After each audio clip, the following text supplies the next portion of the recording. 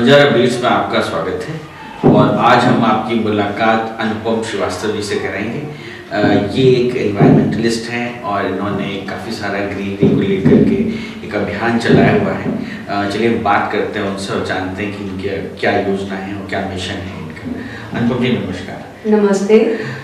आज हम जानना चाहेंगे कि आपका जो वृक्ष मित्र मिशन है ये बेसिकली क्या है, इससे आपने क्या मिशन लेकर के आप चल रही हैं, बताइए वाले। सबसे पहले नमस्कार। मैं अनुपम श्रीवास्तव। बेसिकली हमारा जो संस्था है जिसका नाम वृक्ष मित्र है, बेसिकली उसका एक ही मिशन है जो है सेव वन प्लांट वन। एक वृक्ष लगाएं या एक पौधा लगाएं और उसको बचाएं, क्योंकि जिस तरह हम बच्चों को पालते हैं, उनको ग्रो कराते हैं, वैसे हमें प्लांट, अगर हम प्लांट को अपना रहे हैं, उसको ले रहे हैं, तो हमें उसकी भी देखरेख करना उतनी ज़रूरी है। हाँ, प्लांटेशन का मतलब ये नहीं है कि हमने प्लांट लगा दिए और छोड़ दिए जी, और उनको बाद में उनकी देखरेख करना भी आवश्यक है। क्योंकि कई संस्थाएं ऐसी हैं जो कई नहीं, बहुत संस्थाएं ऐसी हैं जो इस मिशन पे ही काम कर रही हैं। उनका मेन मकसद ये है कि हम अपने इन्वायरमेंट को, अपने जो इको सिस्टम इम्बैलेंस हो रहा है, उसको हम लोग वापस से बैलेंस करने की कोशिश करें। जो बिना पेड़ पौधे लगाए या बिना वृक्ष के बारे में सोचे संभव ही नहीं है, क्योंकि हमारा जीवन जो है या हमारी लाइफ है वो शुरू ही वृक्ष से हुई है, उसी से हमें ऑक्सीजन मिलता है। तो क्या करते हैं, वृक्षों को हम लोग दे देते हैं, हम लोग रोपण कर देते हैं, लेकिन उसके बाद हम आगे बढ़ जाते हैं और भूल जाते हैं कि जो हमने लगाए थे या जो हमने जिस उद्देश्य से हमने पौधों को रोपा था, उसकी हमें देखरेख करने की पूरी जिम्मेदारी भी हमारी ही पड़ती है। तो ये मेन मकसद हमारा वृक्ष मित्र का मकसद जो है वो बेसिकली यही है कि अगर आप लगा रहे हो तो उसे पालोगे जी। तो this is the main motto of our संस्था का। तो ये सबसे बड़ा उद्देश्य है। तो अनुपम जी, ये कैसे आपके दिमाग में आया कि केवल हम ये वृक्ष मित्र संस्था या इस एनवायरनमेंट को लेकर के हम कुछ वर्क करें? कहाँ से आप इंस्पायर? एक्चुअली बेसिकली ये संस्था मेरे फादर इन लॉ ने शुरू करी। इसके जो प्रबंधक है मिस्टर गौरव श्रीवास्तव, वो मेरे हस्बैंड हैं। तो मैं इस संस्था से सबसे जुड़ी जब हमारी शादी भी नहीं हुई थी। 2004 में इस संस्था, ये जो NGO है वो शुरू हुई और उसके बाद हम लोगों ने सीक्रेटली काम करते थे, मतलब बहुत ज़्यादा हाईलाइट नहीं किया, लेकिन हम काम करते थे। हमने 2005 में भी एक वचन लिया था कि 5000 पौधे लगाएंगे और उनकी देखरेख करेंगे, और जब भी मौका हमें मिलता था और मिला है, हम बराबर से उस पर काम करते जा रहे हैं। वृक्ष मित्र नाम जरूर है, लेकिन उसका मतलब, उस संस्था का मतलब सिर्फ ये नहीं कि हम सिर्फ वृक्षों को ही करें। हमारी और भी फील्ड है, बट बेसिकली फोकस हमारा जो है वो प्लांट ट्री पे ही है, प्लांटेशन पे ही है। और मैं इसकी इस समय सेक्रेटरी हूँ। पहले मैं एक्टिव मेंबर थी, अभी मैं सेक्रेटरी हूँ कई सालों से। और हम लोग लगाते रहते हैं। हम लोगों ने ओरछा में भी लगाया, हम लोगों ने बैंगलोर में भी, मैं रहती हूँ तो बैंगलोर में भी हम लोग जब भी मौका लगता है, जब भी अपॉर्चुनिटी हमारे हाथ में आती है कि हम वृक्ष से रिलेटेड कोई कार्य करें, तो हम वो करते हैं। और अभी रिसेंटली हमने एक हफ्ता भी नहीं हुआ, 21 तारीख को हमने वृक्ष दिवस मनाया था, जिसमें हमने अब एक और नया अभियान शुरू किया है कि हम किसी को गिफ्ट में कोई और सामान न देकर एक वृक्ष देंगे और उनसे ये वचन लेंगे कि आपको दे रहे हैं तो इसको आप पालो और हमारे इस गिफ्ट को आप संभाल के रखो। हाँ, और एनवायरनमेंट में सपोर्ट करो। जी बिल्कुल। गर्मियाँ आ रही हैं। हाँ। तो बहुत ज़रूरी है कि हम गर्मियों को कैसे, अपने इस गर्मी में कैसे हम प्लांटेशन के थ्रू या पेड़ लगाएंगे, वो ग्रो करेगा, उसकी छाँव जो बनेगी, वो छाँव में ही हमें गर्मी की राहत मिलेगी। तो बीट द हीट भी हमारा एक कॉन्सेप्ट है कि आप इस हीट को बीट कैसे करेंगे। तो ये एक और उद्देश्य है। तो इस मिशन के तहत अब तक आपने कितने पेड़ों को लगाया? गिनती तो नहीं कर सकती कितनी लगाई है, लेकिन 2005 से जो, मतलब 2004 से जो एक्टिव है, लगाते ही जा रहे हैं। गिनती नहीं की। एक समय ऐसा आता है जब गिनती करना ही भूल जाते हैं। वो देश ही 5000 पौधों का लिया था, तो उसके बाद तो पता नहीं कितने लग गए होंगे। लेकिन yes, this is the right time कि हम सामने आए और आके लोगों को और सचेत करें, क्योंकि अब स्थिति, अब आप जैसा देख रहे हैं, गर्मी में बहुत ज्यादा गर्मी पड़ती जा रही है, सर्दियां खत्म सी ही हो गई हैं। तो क्योंकि हमारा जो इन्वायरमेंट है वो बैलेंस ही नहीं है। हम लोग इस समय, पहले हम लोग जंगल कहा करते थे, अब जंगल की जगह हमारे सामने कंक्रीट जंगल आ गया, क्योंकि बिल्डिंग बनती जा रही है, पेड़ कट होते जा रहे हैं। इस समय मैं आपको सच बताऊं, हमारा एक जो फार्म हाउस है ओरछा में, वहाँ पे भी हम लोगों का एक बहुत सुंदर पेड़ लगा हुआ है। अभी कुछ दिन पहले हम बात करें कि उसमें हम कैसे वहाँ शुरुआत करें, तो किसी ने कहा इस पेड़ को काट देते हैं। मैंने कहा आपको पता है कितने साल लगते हैं उस पेड़ को बड़ा होने में और कितने साल लगते हैं उसकी छांव बनने में। ये मतलब नहीं होना चाहिए कि वो फूल नहीं दे रहा है या फल नहीं दे रहा है तो हम उसे पालेंगे। बहुत ऐसे पेड़ होते हैं जो अलग अलग तरीके से हम लोगों को अतिरिक्त सुरक्षा प्रदान करते हैं, कई मेडिकेटेड सपोर्ट करते हैं और मेडिकेटेड प्लांट्स भी हम इसको भी हम प्रमोट करना चाहेंगे आगे से। अब हमारा नेक्स्ट उद्देश्य है कि लोगों को बताएं कि आप मेडिकेटेड पौधों को भी आप रोपें। तुलसी का आपने देखा है तुलसी कितनी लाभदायक होती है, हम घर में रखते हैं तो यूज करते हैं, कई लोग सोचते हैं अरे नहीं है तो चलो छोड़ो, लेकिन तुलसी अपने आप में कितनी बड़ी चीज, नीम कड़वा होता है लेकिन कितनी दवाइयाँ बनती है, हम साबुन यूज करते हैं। तो जब वो कर सकते हैं, मतलब लोग बना के दे सकते हैं, तो हम उसे घर में भी तो बना सकते हैं। ऐसा नहीं क्यों नहीं, लोग पहले जड़ी बूटियां यूज करते थे, कैसे दवाइयाँ तो वैसे ही बनती थी ना, लोग जाते थे कहते थे कैसे सही करना है, सांप ने काट लिया तो जड़ी बूटी लगा दी। पेड़ों को, तो पेड़ों को उपयोग तो हम अपनी जिंदगी में ह्यूमन लाइफ में हमेशा से आगे भी रहेंगे। यस।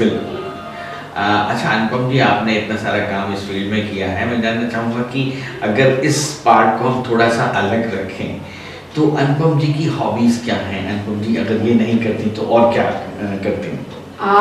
मैं आपको बताना चाहूँ, मैं बहुत ज़्यादा इंटरेस्टेड हूँ, हर चीज़ करने की कोशिश करती हूँ और कहते हैं कि एक चीज़ करें और उसमें आप एक्सपर्ट हो जाएं, वो भी मेरा उद्देश्य है। लेकिन मैं जब भी समय मिलता है छोटी छोटी चीज़ें और भी करती रहती हूँ। डांस इज़ माय पैशन, मुझे डांस का बहुत शौक है और आई एम वेरी लकी कि मेरे हस्बैंड ने मुझे बहुत सपोर्ट किया इस चीज़ में। वो मेरा पहला था जो प्रोफेशनल एकेडमी में गई थी, श्यामक दावर की स्टिपल करके है, वहाँ मैंने समर फॉर्म करके वो करते हैं, वो मैंने ज्वाइन किया था, जहाँ जैज सीखा था। देन उसके बाद लूट मुझे डांस स्टूडियो बैंगलोर में है, जहाँ पे मैंने हिप हॉप बेसिक और सालसा बेसिक किया हुआ है। और बेसिकली जब भी मुझे मौका मिलता है, मैं लोगों को या बच्चों को जो सीखना चाहते हैं, कई बार तो मैं बिना किसी आप बस सीखिए, मुझे खुशी मिलती है और मुझे लगता है कि जैसे आप कहते हैं ना कि ज्ञान बांटने से बढ़ता है, वो ज्ञान किसी भी चीज का हो, वो बांटने से बढ़ता है, कोई भी हो जी जी उसको स्प्रेड आउट करने जी जी। तो मेरा डांस पैशन है और जब भी मौका मिलता है मैं डांस करती हूँ और कराती हूँ और सिखाती भी हूँ, तो ये बहुत बड़ी चीज़ है मेरे लिए। और अभी मैं I am a mother of 2 kids, still मैं अभी भी डांस को अपना पैशन समझती हूँ और उसकी अभी भी ये सब कहते हैं ना पूजा जैसे करी जाती है, वो मेरा इंटरेस्ट है वहाँ पे।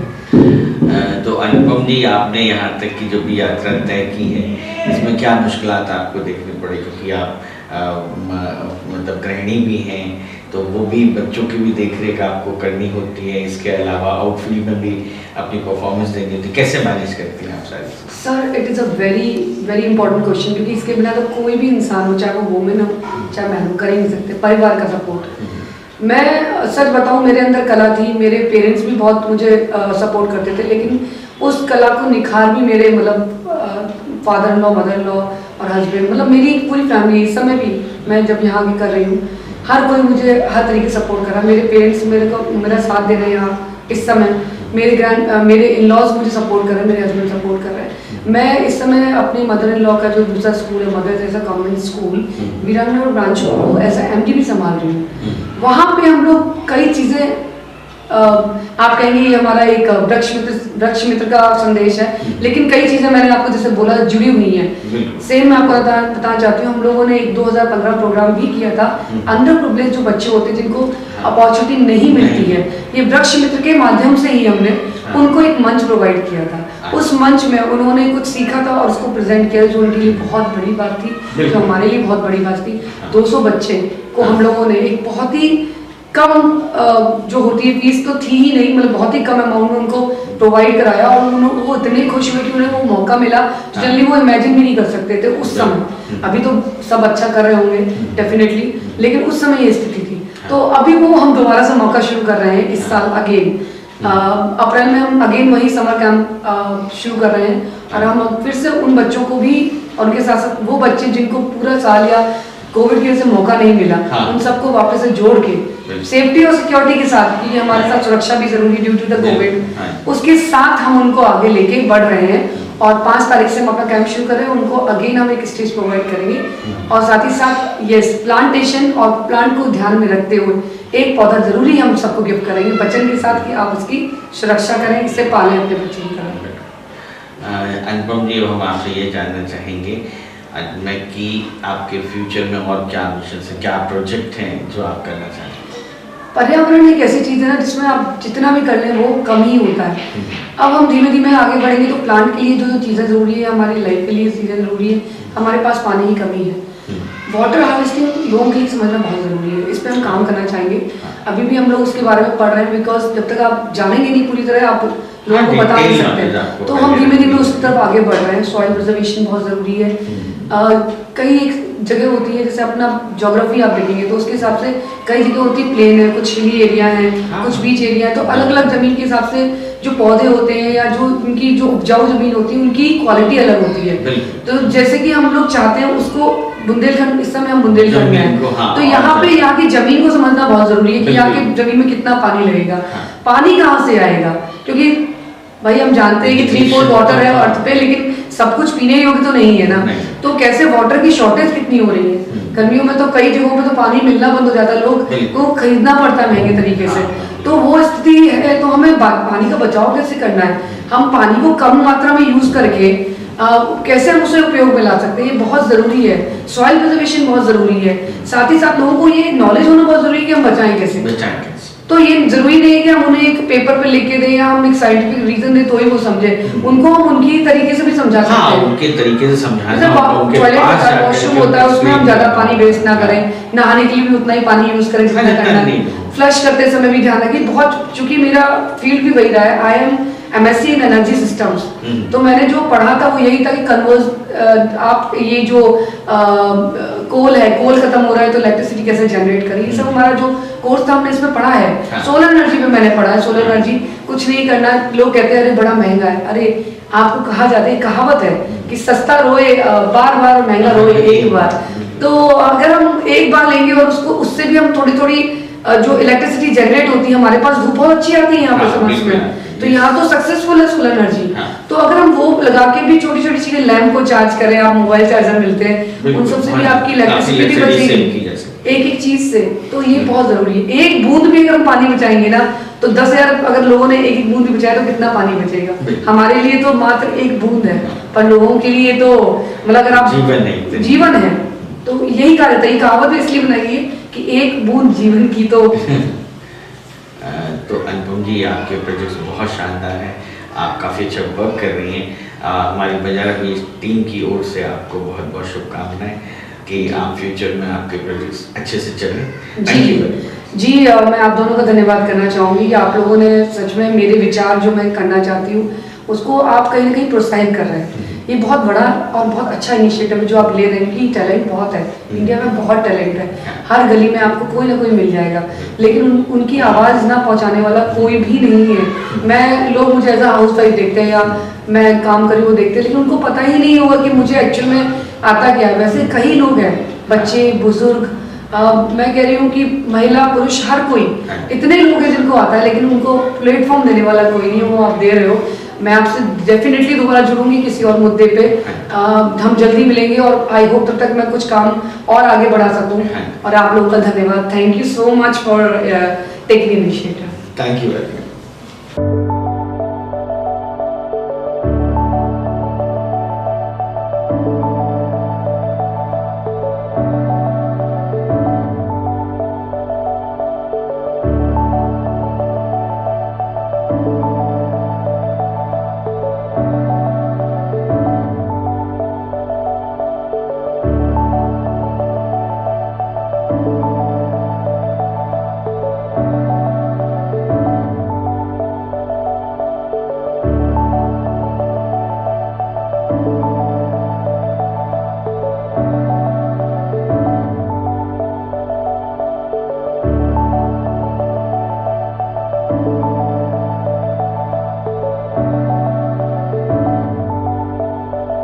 इस चैनल को लाइक और सब्सक्राइब करना ना भूलें। देखते रहिए बंजारा बीट्स।